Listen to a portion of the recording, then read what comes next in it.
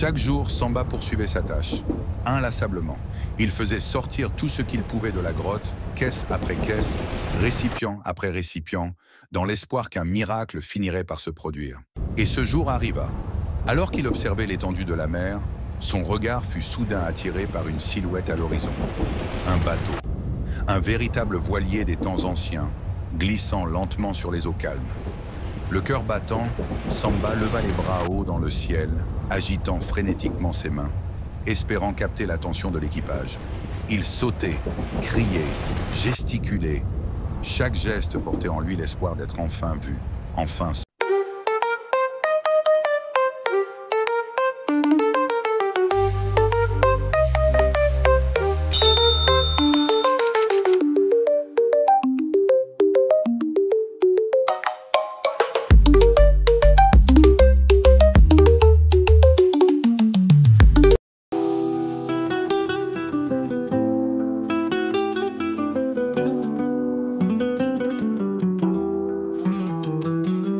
Après s'être baigné dans l'océan, revigoré par cette eau qu'il n'avait pas sentie depuis des jours, Samba retourna dans les profondeurs de la grotte.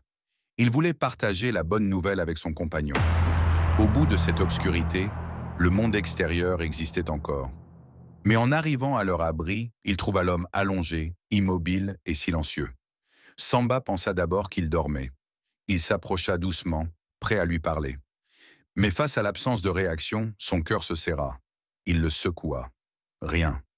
Le silence était trop lourd pour être celui du sommeil. Son compagnon avait succombé à sa blessure. Samba resta figé un instant, envahi par la tristesse. Tu m'as attendu.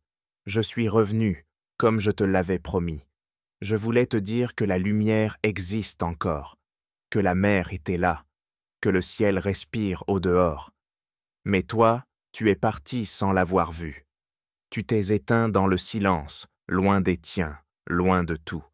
Et pourtant, tu n'étais pas seul. Aujourd'hui, c'est moi qui vais t'accompagner. Pas vers la sortie, mais vers ton repos. Tu mérites d'être enterré avec respect, avec paix. Puis, malgré son épuisement, il sut qu'il lui restait encore un dernier devoir à accomplir. Offrir à cet homme une sépulture digne, là même où ils avaient partagé leur espoir.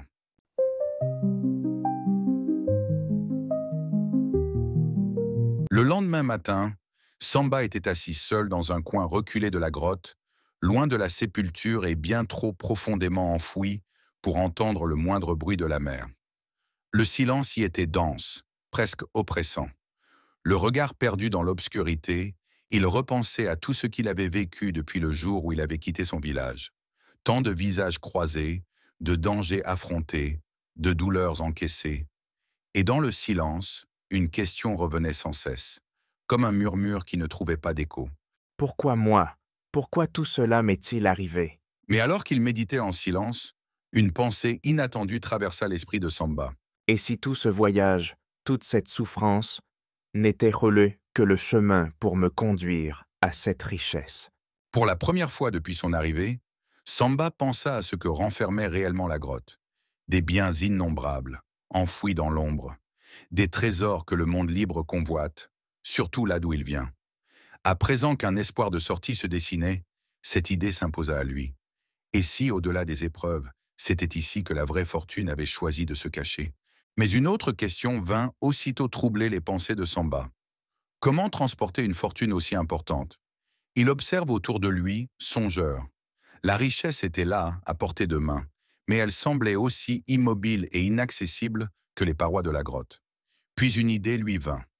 Il décida de commencer à déplacer un maximum de caisses vers la plage, dans l'espoir qu'un jour, une solution se présenterait à lui. Mais il savait que le chemin menant de l'intérieur de la grotte à l'extérieur était long, étroit et pénible à traverser. Et les caisses, pleines de pièces d'or et de bijoux lourds, seraient bien trop difficiles à transporter dans cet état. Alors, avec sagesse, Samba opta pour une autre stratégie. Il commencerait par faire sortir des caisses vides. Puis, il mettrait les pièces d'or et les objets de valeur dans de petits récipients faciles à porter. Une fois arrivé à la plage, il les remettrait dans les caisses. Ainsi, discrètement, méthodiquement, il commença à organiser sa fortune, sans savoir si un navire viendrait un jour l'emporter vers la liberté. Au bout de quelques jours d'efforts constants, Samba avait réussi à sortir une vingtaine de caisses. Elles étaient désormais alignées à l'extérieur de la grotte, sur la plage, prêtes à être embarquées, le jour où un bateau se présenterait enfin. Mais une question se posait. Comment Samba parvenait-il à se nourrir depuis la disparition de son compagnon? En réalité, il avait géré ses ressources avec une extrême prudence. Dès qu'il s'était retrouvé seul, il avait rationné la nourriture et l'eau au maximum, se souvenant des paroles de son ami. Il se pourrait que plus aucun enterrement n'ait lieu dans cette grotte pendant 10 ans. Cette perspective l'avait poussé à anticiper. Et surtout, il avait développé une technique ingénieuse pour compléter ses provisions. Il avait appris à pêcher. Avec patience et débrouillardise, il avait réussi à attraper quelques poissons près de la crique, au pied des rochers où l'eau salée ramenait parfois la vie marine à portée de main. Ainsi, jour après jour, Samba survivait et préparait l'impossible. Et chaque jour, Samba poursuivait sa tâche. Inlassablement, il faisait sortir tout ce qu'il pouvait de la grotte, caisse après caisse, récipient après récipient, dans l'espoir qu'un miracle finirait par se produire. Et ce jour arriva. Alors qu'il observait l'étendue de la mer, son regard fut soudain attiré par une silhouette à l'horizon. Un bateau. Un véritable voilier des temps anciens, glissant lentement sur les eaux calmes. À cette époque, il n'existait pas encore de bateau à moteur, et ce genre d'apparition était rare. Le cœur battant, Samba leva les bras hauts dans le ciel, agitant frénétiquement ses mains, espérant capter l'attention de l'équipage. Il sautait, criait, gesticulait. Chaque geste portait en lui l'espoir d'être enfin vu, enfin sauvé. Sur le pont du voilier, seuls 2 hommes étaient à bord. Ils rentraient d'un long déplacement, le bateau vide, après l'avoir affrété à de riches commerçants pour une mission de transport. Peut-être que c'était là la grande chance de Samba. Un bateau vide, disponible, et 2 hommes sans autre charge à ramener. तुम देख रहे हो? लगता है कोई आदमी है।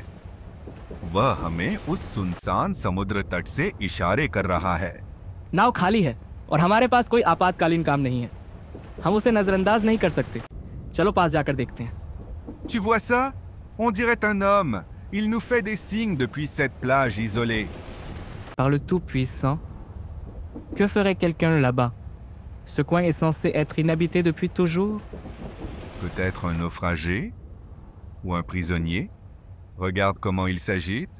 Il a l'air désespéré.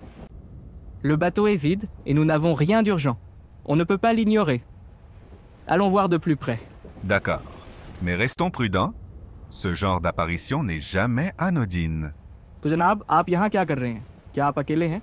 Alors monsieur, que faites-vous ici? Êtes-vous seul?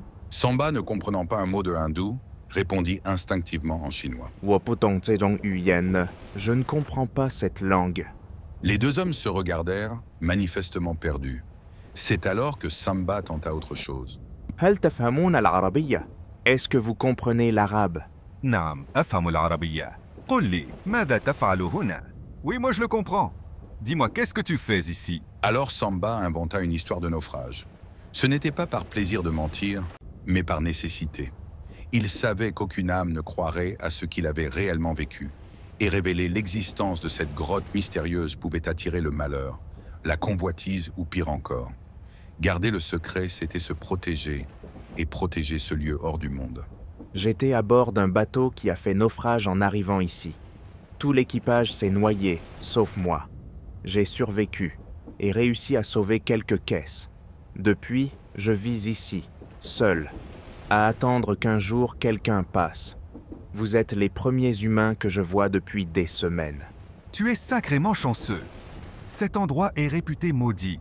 À chaque naufrage, personne n'en réchappe. Et il n'y a pas d'habitation dans les environs. Rien, à perte de vue. Maintenant que vous êtes là, pourriez-vous me ramener, moi et mes marchandises, jusqu'aux côtes de l'Afrique? L'Afrique? C'est très loin d'ici. Nous sommes des navigateurs professionnels, pas des missionnaires. Si c'était juste pour te déposer quelque part dans la région, on aurait pu s'arranger facilement. Mais traverser jusqu'en Afrique, ce ne sera pas bon marché. Tu n'as sûrement pas de quoi payer un tel trajet. Dites-moi combien et nous verrons. 10 000 pièces d'or. Je vous en donnerai 15 000. L'homme resta figé un instant, puis il tourna lentement la tête vers son compagnon, les yeux brillants d'étonnement. Il lui dit quelque chose en hindou sans cacher son enthousiasme. वो कहता है कि वह हमें 15,000 सोने के सिक्के देगा ताकि हम उसे अफ्रीका तक ले जाएं। Le second navigateur acquiesça et sans attendre se dirigea vers les caisses.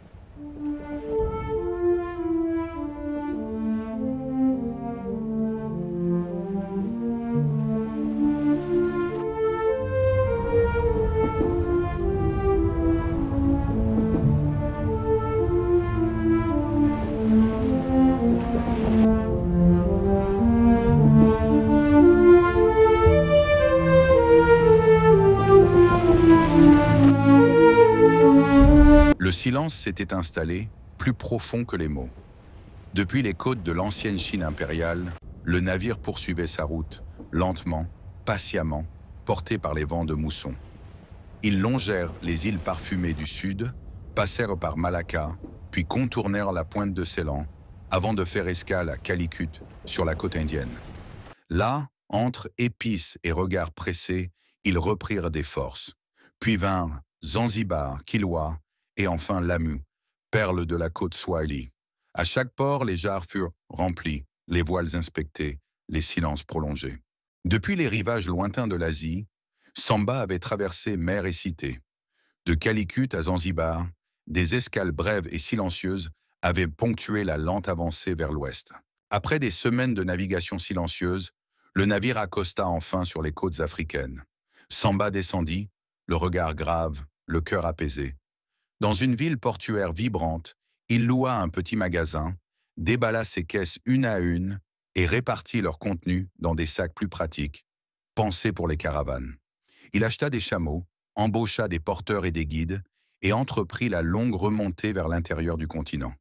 À chaque étape, il dut payer, marchander, organiser, s'adapter. Ses dépenses répétées grignotèrent peu à peu sa fortune. Mais la richesse de Samba ne résidait plus seulement dans le poids de l'or. Il était devenu un homme de route, un homme de vision, un homme d'endurance.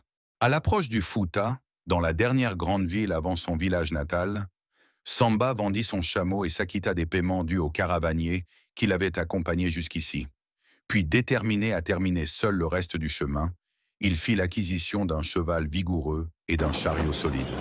Il y chargea ses sacs soigneusement rangés, s'installa sur sa monture et prit la route, le cœur battant à l'idée de retrouver enfin sa terre natale.